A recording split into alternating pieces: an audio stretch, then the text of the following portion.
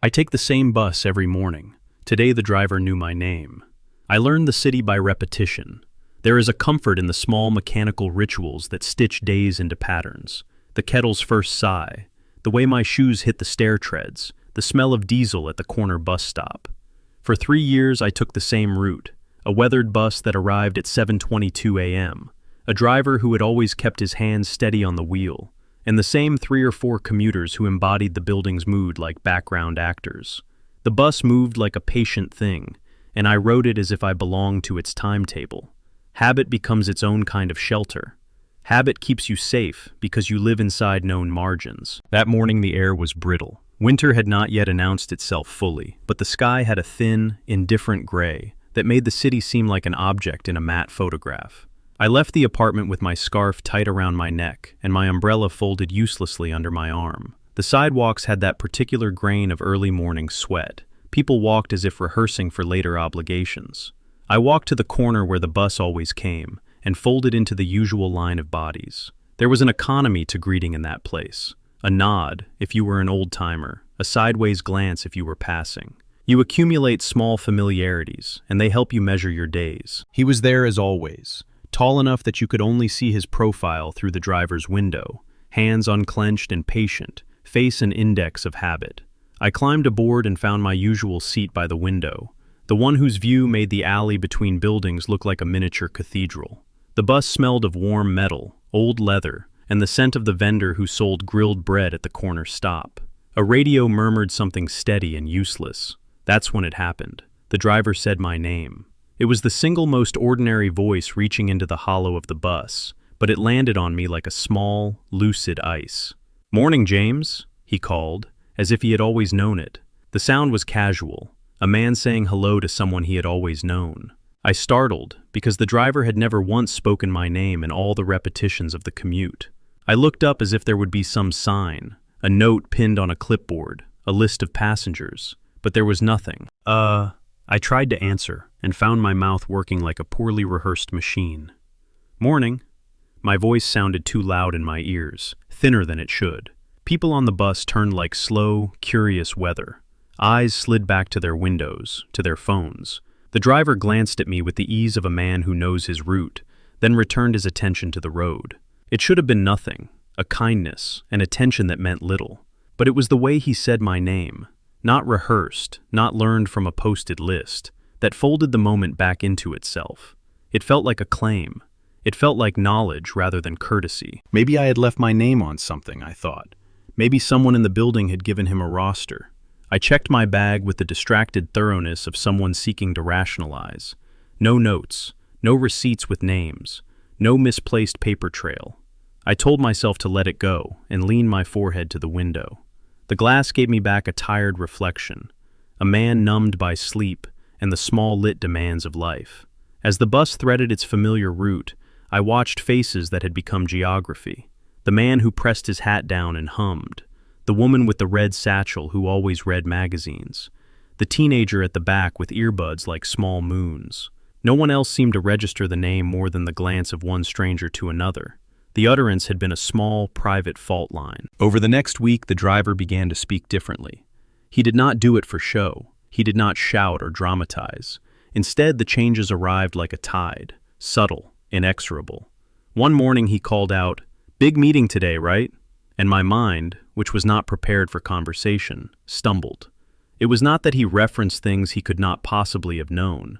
It was the intimacy of it, as if he had been watching me to collect trivia the way a bored child gathers pebbles. Another day he said, "Take care with the steps, James. Floor's slippery."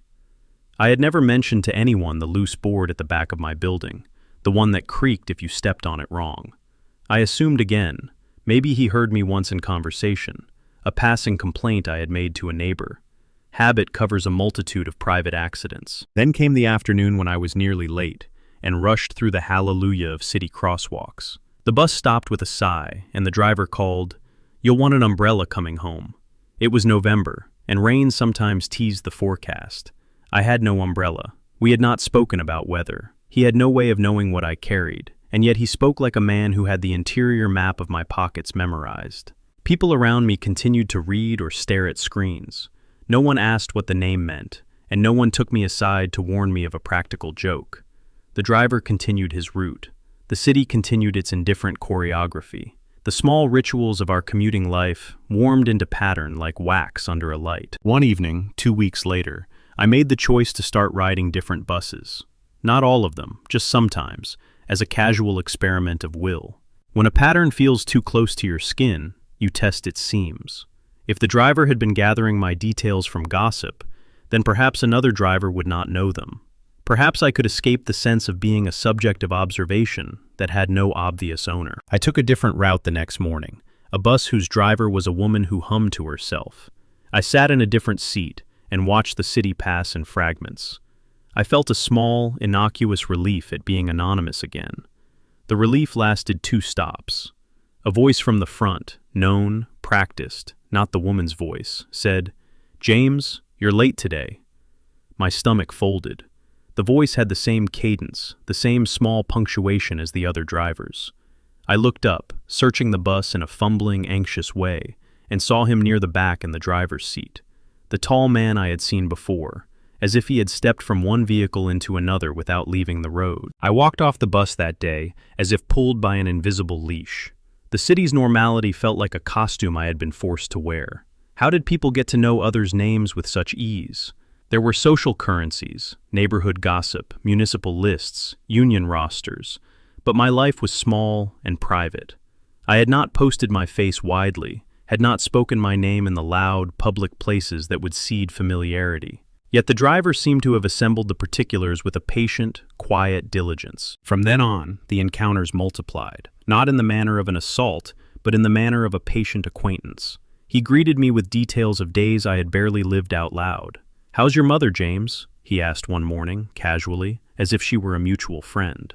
My mother was alive, and our last phone call had been ordinary. She had mentioned a cough. I was surprised by the specificity. The driver, in his lower voice, continued his route, and the bus hummed like a living thing around us. At work, I began to notice that I was thinking in the hollow left by that knowledge. A single name given in a public space had reconfigured my life's edges. I found myself checking social media histories, my own digital footprint, wondering if I had been less private than memory recalled. Had I once left a business card? Had I, in some stupid moment, spoken my name and mother's news where a driver could overhear? The modern city contains many ears. Perhaps this was the banal explanation.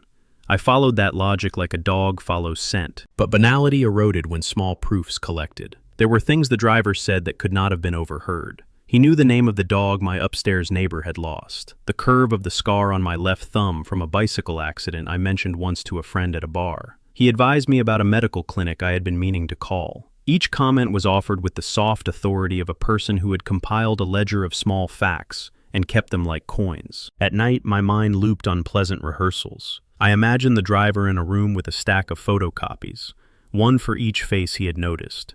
I imagined him like a bookkeeper in a ledgered world, entering the numbers of people into columns. I imagined a more dangerous possibility, that he had followed me, had watched the way I left my apartment, had learned the rhythm of my life, had stolen this intimacy the way a child takes a secret. I wanted evidence. I wanted a reason to behave in a human way, to go shout at the driver, to follow him, to call someone who could sort the world into right and wrong. What I did instead was small and trembling. I asked a coworker to come with me. I took different buses. I took cabs. When friends accompanied me, the driver's voice was absent, as if the presence required solitude to speak. One Thursday morning, very ordinary and gray, I stayed home. My flatmate had left early for an overnight shift, and the apartment pressed around me with the strange intimacy of being the only person in a building that humans mostly share. At 10 to 7, my phone chimed. He'd called it quietly, not in words, but in a text message that said only, "Where are you?" I typed back, "Home. Why?" and then watched the response arrive. A photograph. It was a picture of the bus stop outside my building. His message read, "You usually take the 722. It was not a name. It was a small observation. I told him I'd be late, that sleep had pulled me in like a net. That morning at 7:22, I stayed in my apartment and watched the week begin like a film. Kettle, coffee, the small pleasures that do not require witness. Then, as if an answer to a question I had not had the courage to ask, the doorbell rang. I opened the door and looked down the hall to see the driver standing in the corridor, his coat buttoned against the chill. He held a paper bag with pastries. His cap was in his hands. For a second I thought it was a neighbor, until he raised his head and said my name. James. He smiled politely, the kind of practiced smile that belongs to men who spend their lives in service of other people's schedules. "I thought you might like these," he said. The bag was warm, freshly baked. He had not knocked or entered my building until that exact moment. He had hundreds, perhaps thousands of passengers. He had the whole city to go to. Still, he had left the bus to bring something to my door. There is a small, ancient etiquette for the moment when a stranger gives you unexpected attention that moves beyond kindness into property. You could refuse it. Refusal is simple and crisp.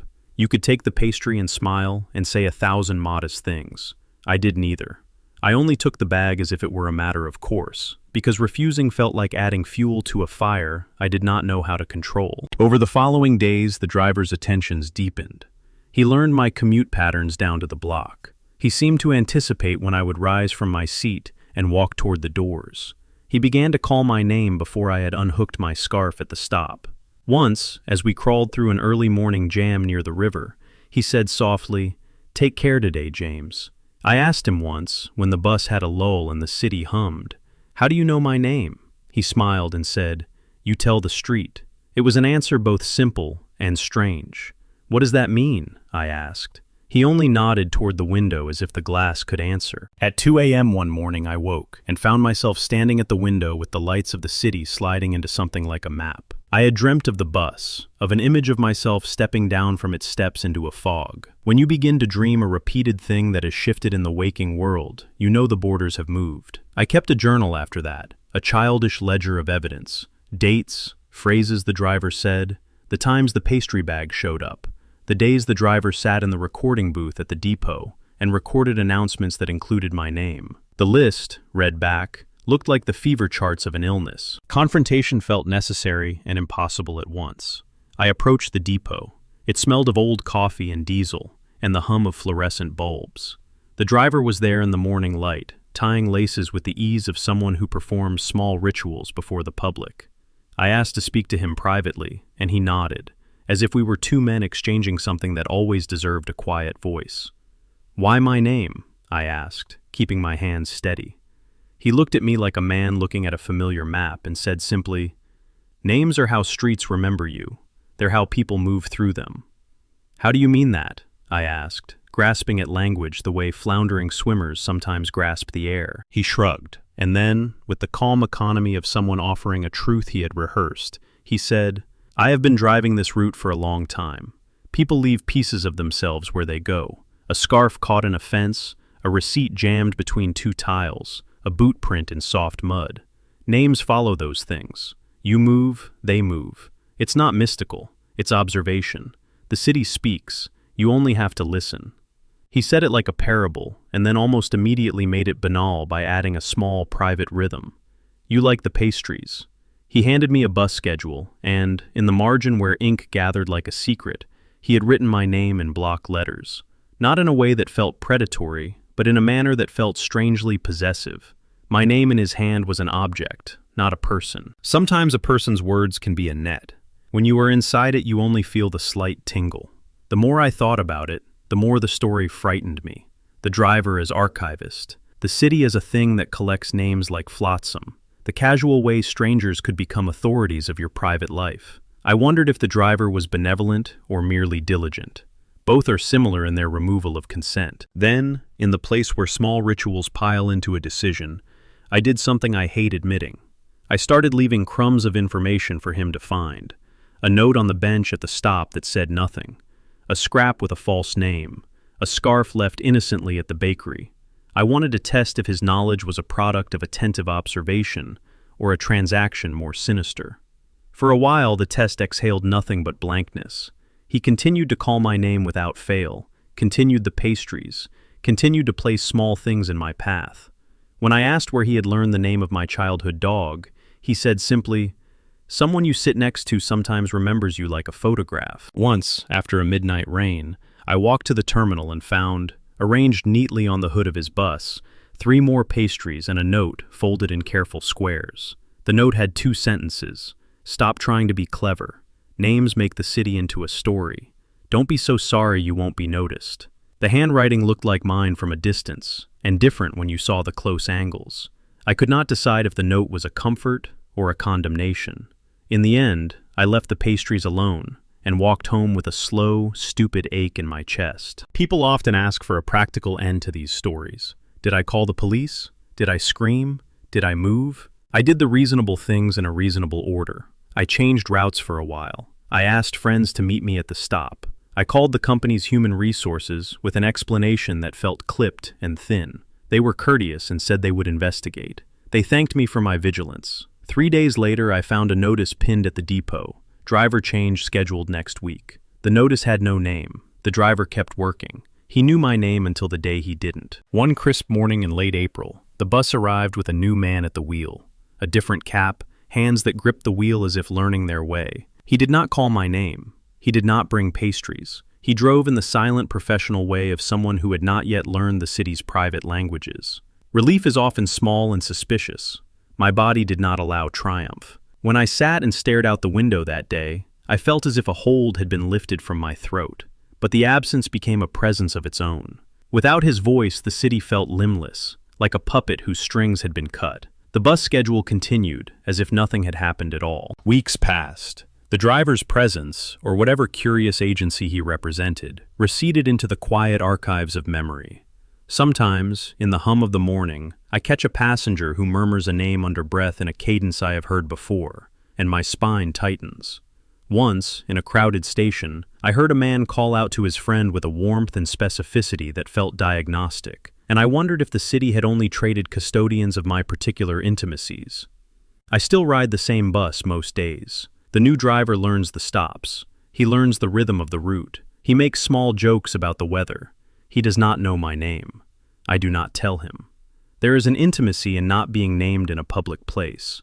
There is also a challenge in it. Names give the street a way to hold you. Sometimes, when I step off the bus and walk the final block toward the apartment, I turn and look over my shoulder. Habit makes me do small things like that now. I look to see if a man in a driver's cap will be standing like a sentinel in the fog, a figure whose eye has memorized the contours of my life. Most days there is no one. Some mornings there is the faint impression of a hand on the wheel when the bus drives by, a human action that now reads to me like a language. I don't know if I missed the driver when he was gone, or if I simply missed the way someone made me matter in a small, alarming way. If anything, what remains is a ledger of small things. A pastry bag once left on my doorstep, a scrap of paper in block letters, a voice that learned the cadence of my name. I carry those things like coins, small and cold. I keep some of them in a drawer as if they were souvenirs from an odd time. I am not sure the driver meant anything malicious. Perhaps he was simply an observant man whose observations grew like vines until they touched me. Perhaps the city required a witness to my days, and he became that. What I learned, the bitter, private lesson, is that attention is a peculiar kind of weight. Names can be used like anchors that fix you into place, and like nets that drag through the world to collect other people's private fragments. There is comfort in being known. There is danger in being catalogued without consent. The city will always find ways to know you. Some men, like bus drivers who know too many private things, simply learn to assemble the evidence into a pattern they keep in the quiet of their pockets. When the driver turned my name into a habit, I felt twice seen and uneasy. When the driver left, the habit was gone, and the unease remained like an aftertaste. On certain mornings, I still hear my name in the place where people say things that ought to have been private. I turn my head, and sometimes it is the sound of the new driver clearing his throat, and sometimes it is only the city scuffling its shoes and walking on. The ordinary remains, the kettle's small sing, the bakery's bread, the bus's diesel breath as it arrives and leaves. I take the bus because it is faster than walking, because it folds into my day like a familiar page. I lock my door behind me and sometimes find a pastry left where no pastry should be. I leave it or keep it, and in either choice the day goes on. I learned that a person can be known by 100 small acts without ever being truly owned. The driver knew my name for a while, then he did not. The world, as always, kept moving. If you ever ride the same bus every day, watch the driver's hands. Notice how his eyes follow the route like a liturgy. Be careful how you offer yourself up in the broken, humming economy of a city. Names are small things, but they can open doors you didn't know you had left unlocked. If a driver calls your name in a way that makes your body tilt, answer politely or don't answer at all. But keep a small list of things only you know. Names can comfort. They can also be the first necessary pieces of a ledger.